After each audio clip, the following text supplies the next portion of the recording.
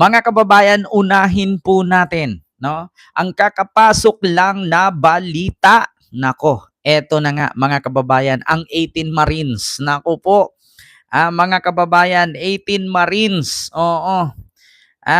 Gustong bawiin ang kanilang sinasabi patungkol sa maleta, no? Or gustong mag-recant. Ibig sabihin ng recant, gusto nilang bawiin yung mga sinabi nila kay Laila de Lima, kay Trillanes, kay Luistro, kay Adyong, kay kung sino-sino pa, mga kababayan. Ako, mamirianan kay Sir Henry. Eto po, mga kababayan, kakapasok lang na balita. Babawiin na po ng 18 Marines ang kanilang mga sinasabi patungkol sa mga pagdi-deliver ng maleta.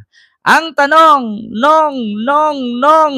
wala na bang script o wala ng budget? Carlos sa bordo. Ayan, eto. Continue. Mga kapuso, binabawi ng ilan sa mga nagpakilalang dating bodyguard ni Zaldico ang nauna nilang pahayag na nagkatid sila ng mali-maletang pera kina Pangulong Bongbong Marcos, dating House Speaker Martin Romualdez at iba pa. Nakatutok si Marie Zumali. Ala ka, mga kababayan. Ito na. Gustong bawiin, mga kababayan, ng mga 18 Marites. Ang kanilang sinabi na nag-deliver sila ng mali-maletang pera kay PBBM, kay Romualdez at iba pa. Nako, wala na kasi si Defensor. Patay, ilalaglag na si Defensor dito.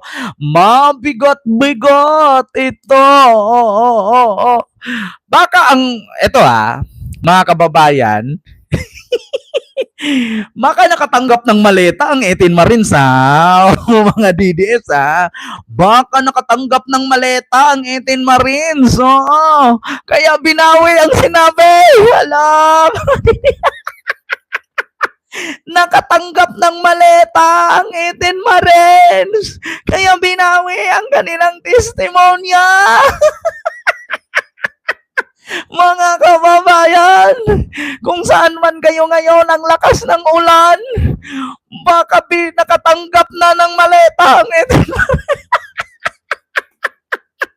mga kababayan ko. Nako, ano na nangyari? It's catch date. Babawiin na ng 18 Marines ang kanilang sinasabing nag-atid sila ng pera na mali-maleta. Baka nakatanggap ng maleta to. Eto na, hindi niya.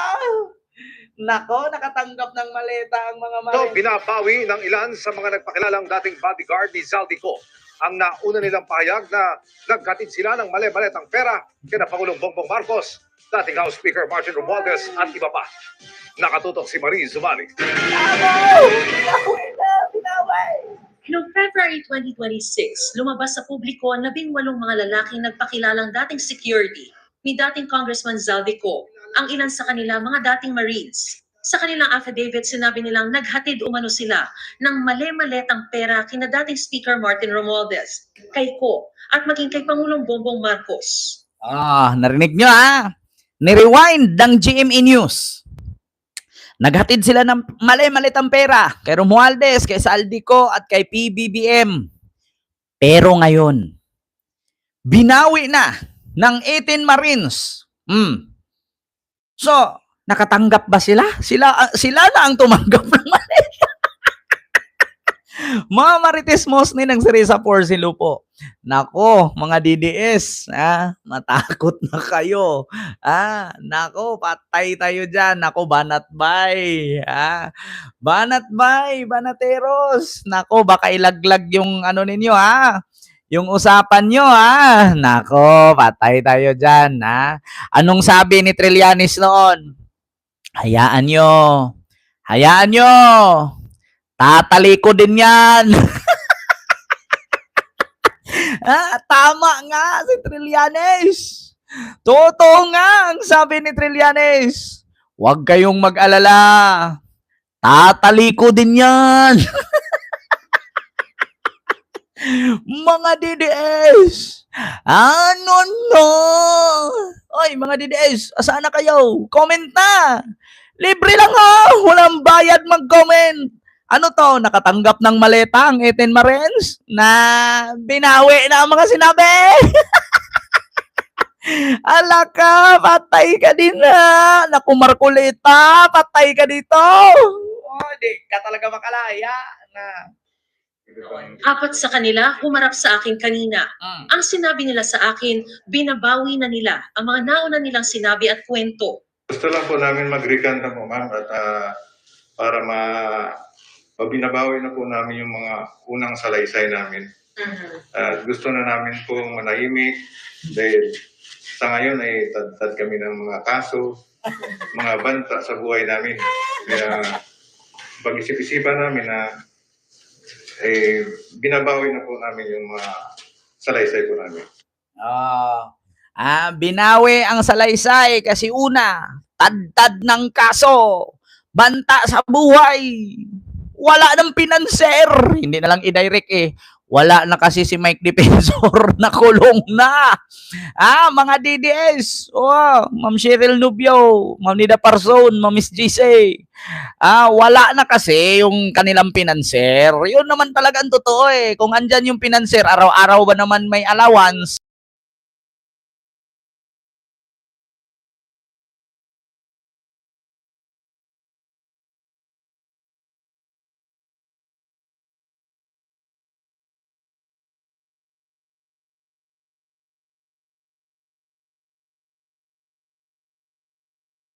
So ayun mga kababayan, paki-comment po kung naririnig nyo pa ako dyan at may boses tayo, no? Paki-comment po mga kababayan, pasensya na po kasi may tumawag. Mga kababayan, paki-comment kung may boses pa tayo. Okay po ba? Medyo naputo lang kasi importante po may tumawag na freeze. Ngayon okay na. Ayun. So ngayon mga kababayan, ako po. Ito nga ang katunayan, mga kababayan, na kung saan, mga kababayan, binawi na ang kanilang mga sinasabi. Nakatanggap na naman ng maleta to. Naku mga DDS, ano to? Panibagong iyak. Continue. Hindi sila nagpakita ng mukha sa kamera dahil sa matinding bantaraw sa kanilang buhay. Dala nila ang tig-iisang bagong sinumpaang salaysay. Binigyan din nila kami ng kopya ng video ng panumpaan at inotaryo ang mga ito.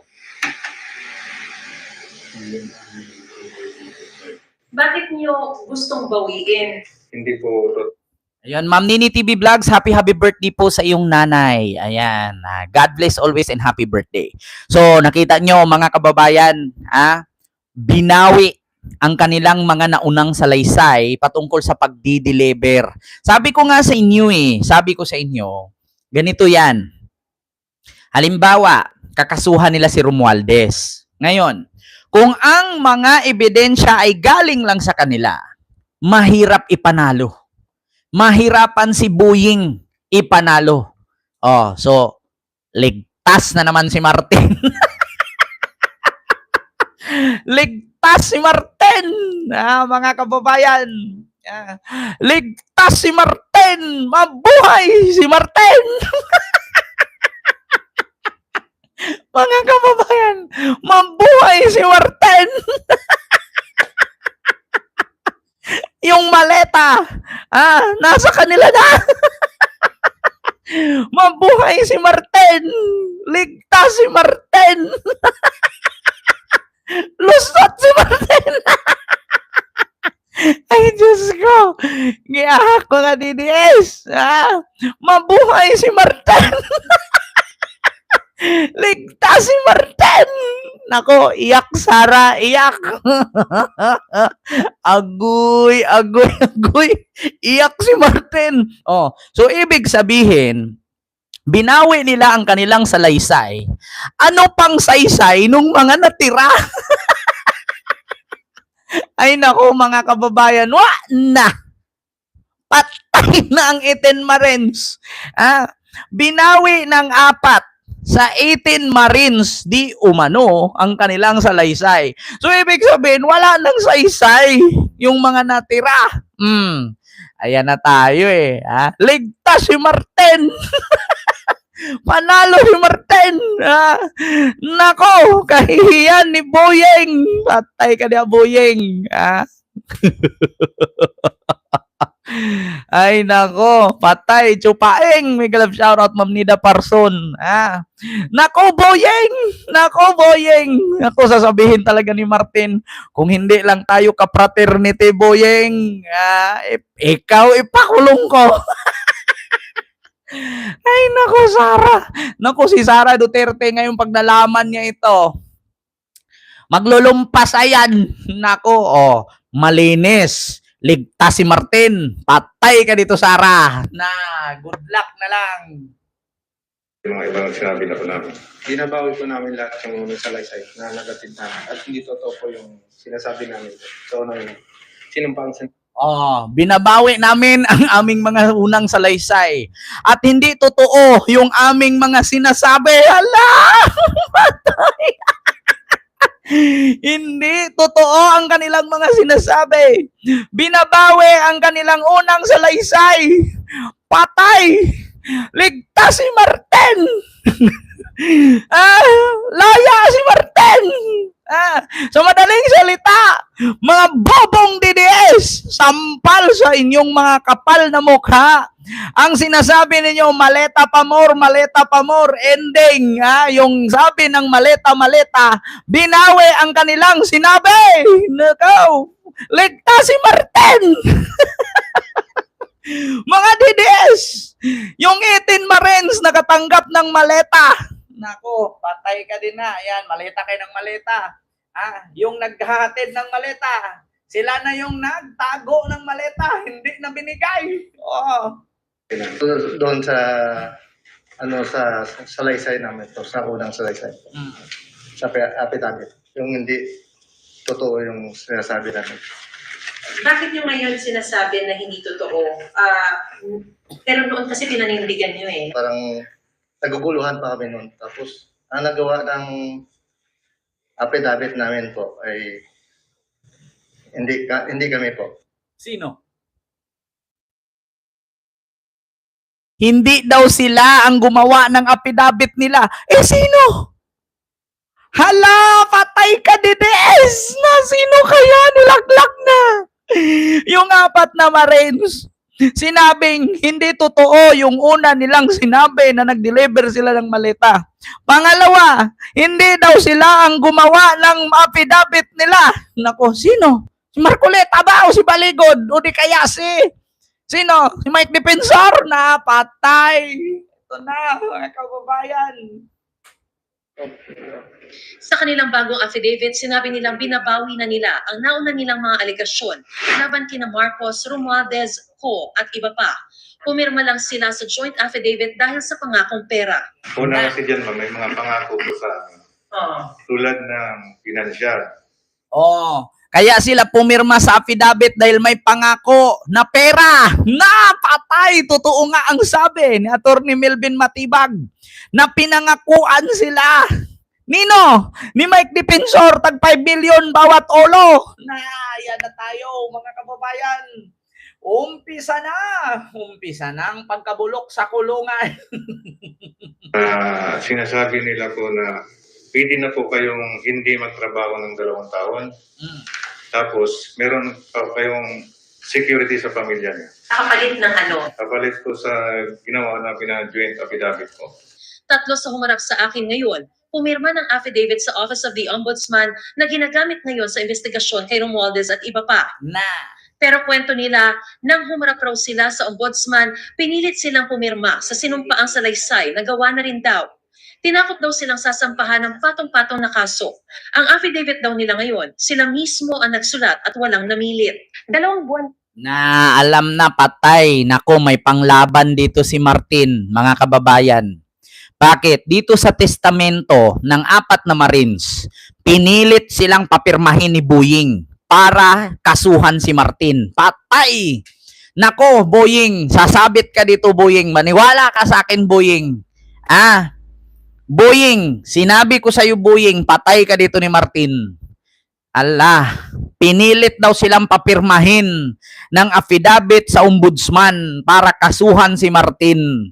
na hindi naman sila ang may gawa ng affidavit. Patay ka diha karon. Buying. Na yan ang sinasabi ko sa iyo, Buying eh. Pabida kasi. Yan. Ano to? Dahil sa posisyon, yung kapraternity mo, binabangga mo na. Buti pa yung Team Italy.